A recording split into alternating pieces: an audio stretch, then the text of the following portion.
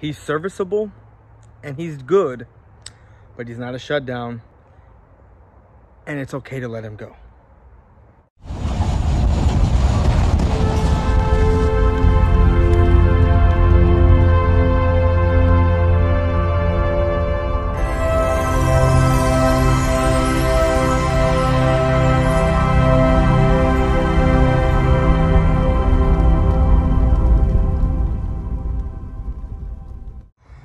What's going on YouTube? It's your man, Boys Flash, coming at you with another video all the way from my backyard. I got the fire getting ready, the charcoal's getting ready to go. They're almost ready. I'm gonna dump them in this other fire pit I got, and then we're gonna cook some fajita meat, some sausage, some hamburgers, and some hot dogs. But I want to talk to you about, and I don't like doing this. I really don't like harping on one player, especially if we're going to let him go to free agency. But it's just a big name for us because he's been there, and everyone says how shut down of a corner he was, even though in my opinion he's not. And he's vastly overrated. He's a very serviceable corner.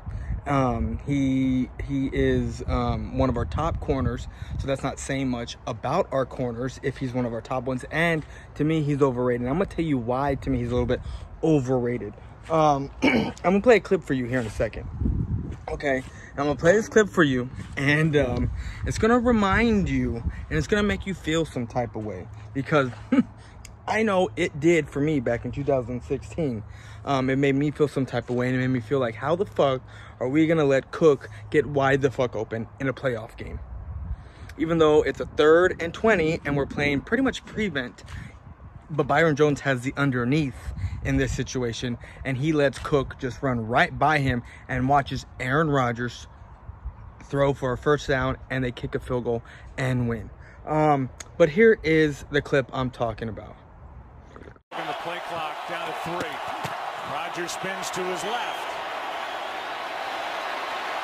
Comes underneath, and the pass is incomplete, out of bounds. Now they say complete.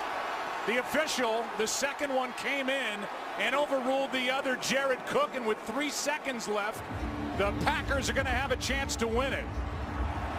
That is unbelievable. Unbelievable. The first official came down the sideline and said incomplete. The official from behind the play said the catch was good, and he was right. Wow, Jared Cook, he knows where he is, and he's able to keep his feet in, and the throw that Rodgers is able to make, moving to his left.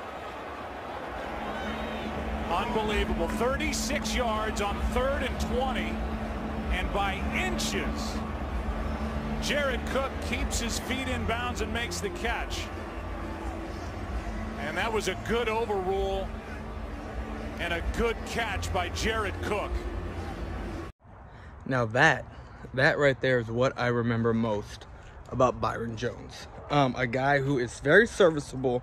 He's very good at his position, but yet he gets lackadaisical, and he is very, very, very prone to giving up the big play.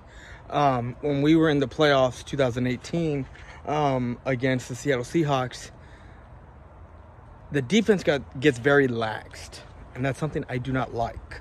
When we're up big or when we know we're going to win, we get very lax, and it just my heart starts beating once our offense kind of like, you know, we're like, okay, let's go into coast mode, and then our defense goes into coast mode, and the opposition just makes it a closer game than what it needs to be.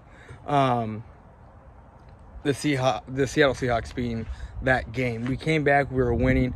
We were up by 2 possessions, and Byron Jones just let one guy go by, and he got scored on.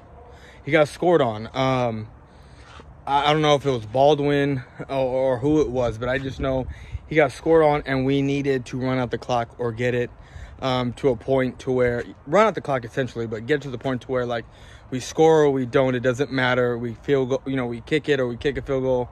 We punt it, we kick a field goal, or, you know, we get a touchdown. It doesn't matter at this point because there's not enough time left. You know what I'm saying? And that's my thing is with Byron. Sorry, I got a phone call in the middle of that. But that's my thing with Byron Jones. That's what you're going to get. You're going to get a serviceable corner And I'm gonna give it to you right now. Brunson, he is not a corner that went to safety. I mean, he's not a safety that went to corner. He came out of Connecticut as a corner. We moved him to safety, and then we moved him back to corner a couple years ago. But Cowboy fans, back to you. Oh, wait, and another thing. No, he did not give up 95 yards against Michael Thomas. I'll put it right here. It was only 29 yards. It'll be right here.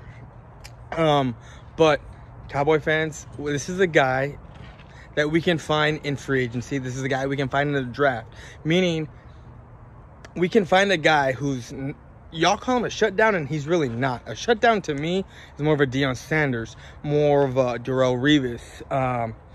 Who else? Champ Bailey. Who else? Everson Walls. Who else is there?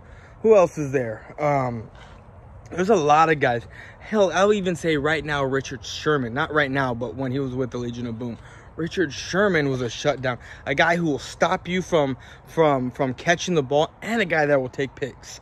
That will grab those picks and give your team another chance. Your offense another chance to score. Not bat the ball down and give the opposition 2 or 3 more chances on down to get a first down. No.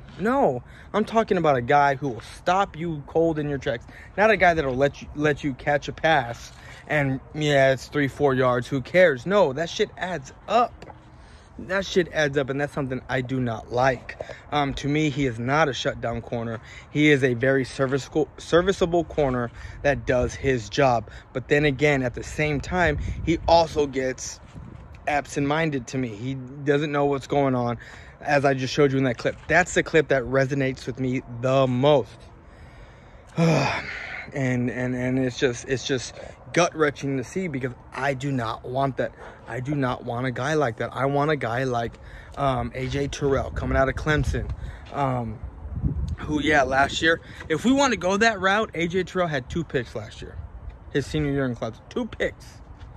But he's a guy that's physical, big physical corner that will tackle, that will come in on the on the corner blitz and hit your quarterback. I'm just saying,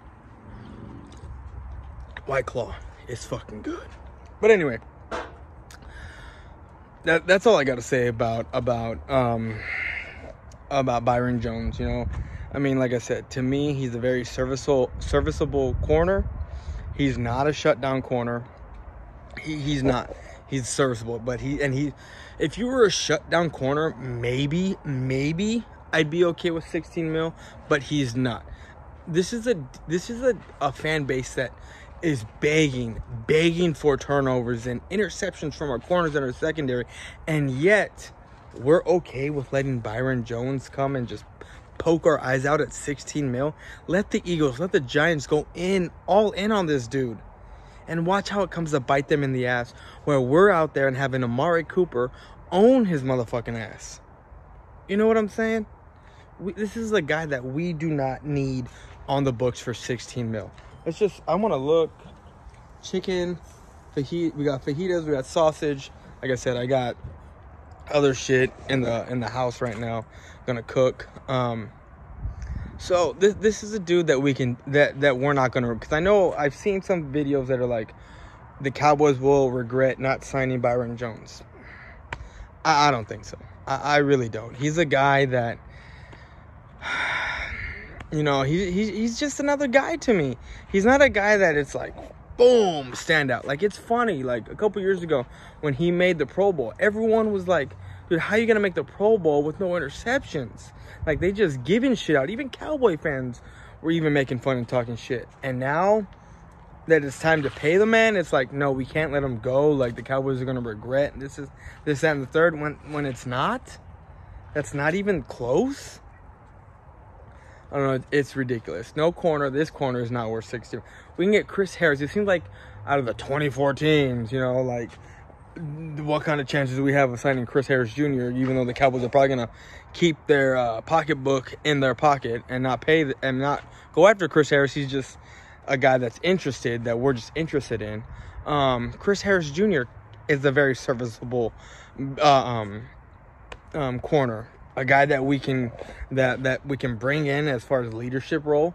And then when we draft a corner, like I said, there's defensive tackles in this free agency that we can go after. That will be a nose tackle, a run stopper, and very serviceable. And we can go secondary in the second round. Now, if Henry Ruggs is still there at 17, then that's a different story. That's who you take. I can live with Jeff Heath for another season if we get a Henry Ruggs or Jerry Jeudy type of player, type of wide receiver, because that is dangerous.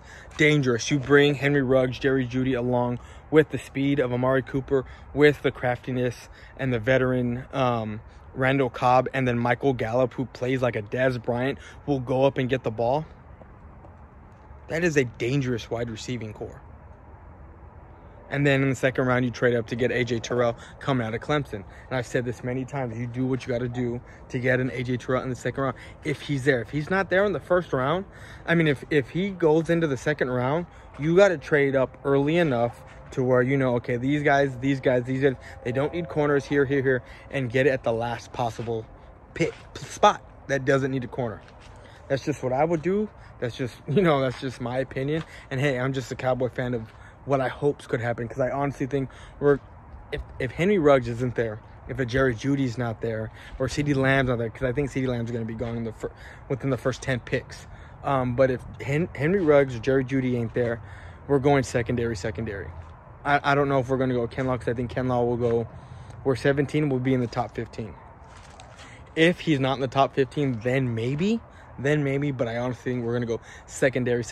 If we don't go secondary, we're going to go defensive tackle and then secondary in this draft, the first 2 rounds, because but things will change if Henry Ruggs or Jerry Jeudy is there at 17. But that's all I got. I'm going to go back to drinking my White Claw. We are going to finish cooking this shit. It's just a few things. I got other stuff that I got cooking inside. But we're going to finish cooking this shit, and I'm going to eat some good food tonight. But that's all I got. I'm out. Peace.